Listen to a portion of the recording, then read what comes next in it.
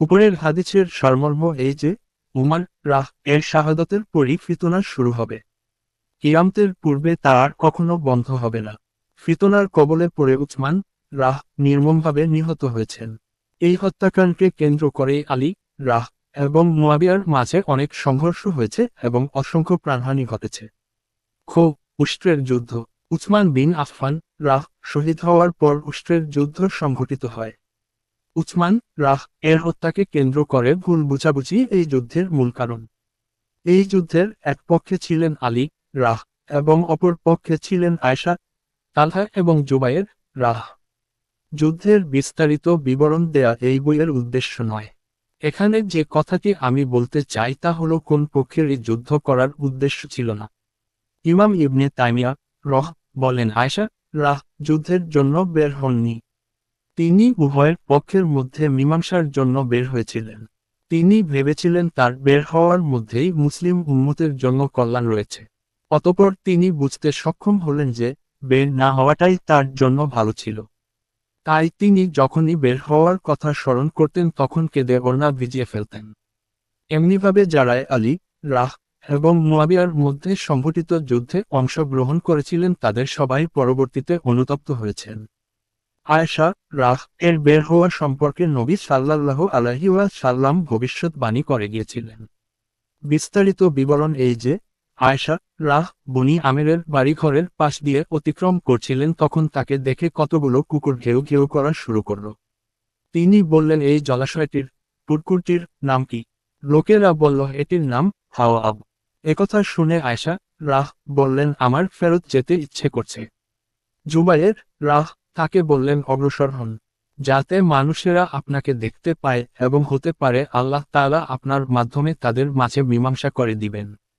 তিনি পুনরায় বললেন মনে হচ্ছে আমার ফেরত যাওয়া উচিত, কেননা আমি রাসূল সাল্লাল্লাহু আলাইহি ওয়াসাল্লামকে বলতে শুনেছি, তিনি আমাদেরকে নবী পত্নীদেরকে লক্ষ্য করে বলেছেন, কেমন হবে তখনকার অবস্থা যখন তোমাদের কাউকে দেখে আবের কুকুরগুলো ঘেউ ঘেউ করবে।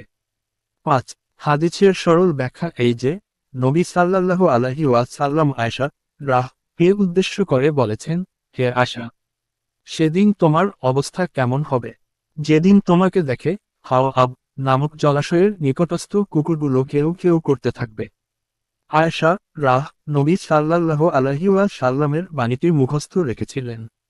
তিনি যখন ইরাকের বসরা শহরের নিকটবর্তী স্থানে পৌঁছলেন তখন কুকুরের গেউ গেউ শব্দ শুনে নবী সাল্লাল্লাহু আলাইহি ওয়াসাল্লামের ভবিষ্যৎবাণীটি স্মরণ করে জিজ্ঞেস করলেন এটি কোন জলাশয়? লোকেরা বলল এটি আবের জলাশয়। এই কথা শুনে তিনি নিশ্চিতভাবে বুঝতে সক্ষম হলেন যে তিনি ফিতনায় পড়ে গেছেন এবং বারবার ফেরত আসার চেষ্টা করেছিলেন। অবশেষে তিনি নিরাপদে মদিনায় ফেরত আসলেন। তিনি নিজেও যুদ্ধ করেননি এবং কাউকে যুদ্ধের আদেশও দেননি। সিফফিনের ফিতনা। নবী সাল্লাল্লাহু আলাইহি ওয়াসাল্লাম বলেন, আমার উম্মতের কি বিশাল দল পরস্পরের বিরুদ্ধে যুদ্ধে লিপ্ত না হওয়া পর্যন্ত কিয়ামত প্রতিষ্ঠা হবে না। তাদের মাঝে ভয়াবহ যুদ্ধ হবে, কিন্তু উভয়ের দাবি হবে একটাই। 6 এখানে দুইটি দল বলতে আলী রাহ ও মুয়াবিয়া রাহ এর দলকে বোঝানো হয়েছে। হিজরি 36 সালে ইরাকের ফুরাত নদীর পশ্চিম তীরে অবস্থিত সিফফিন নামক স্থানে এই দল দুটি পরস্পরে যুদ্ধে লিপ্ত হয়। এতে উভয়ের পক্ষের প্রায় 70,000 লোক নিহত হয়।